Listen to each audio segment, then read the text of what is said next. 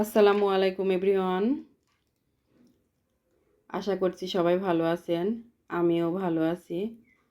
আমাদের সংসারে প্রতি মাসে যে বাজারটা লাগে সেটাই আজকে আমি আপনাদের সবার সঙ্গে শেয়ার করছি। আমরা মধ্যবিত্ত ফ্যামিলির মানুষ,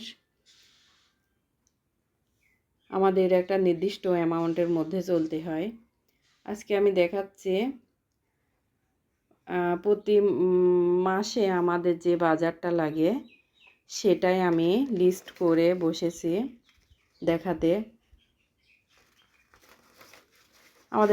আমার বাড়তি কোনো ইনকাম নাই, সব কিছুতেই মেনটেন করে চলতে হয়। সবাইকে নির্দিষ্ট একটা নিয়মের মধ্যে চলতে হয়। আমাদের একটা বড় অংশ আমাদের বাসা ভাড়াতেই চলে যায়, তারপরেও এভাবে ম্যানেজ করে চলতে হয়। ছেলে মেয়েদের পড়াশোনার খরচ থাকে, কারেন্ট বিল থাকে, অনেক কিছু। আজকে আমার এই যে 50 কেজি বস্তার একটা চাউল নিয়ে আসছি, আর এখানে 1 কাঁচি ডিম আছে। ডিমগুলো বেশ বড় বড়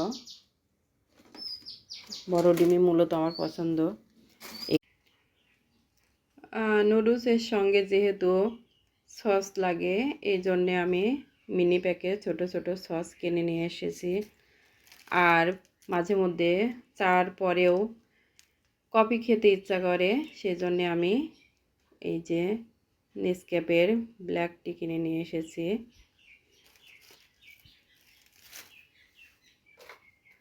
আর এখানে আমি কিছুটা সুজি রাখছি, সুজি কিনে নিয়ে এসে রাখছি। সুজিটা দুধ দিয়ে রান্না করলে, দুধ চিনি দিয়ে কিশমিশ দিয়ে রান্না করলে সকালের রুটির সঙ্গে খাওয়া ভালো একটা নাস্তা হয়, খুব মজা লাগে।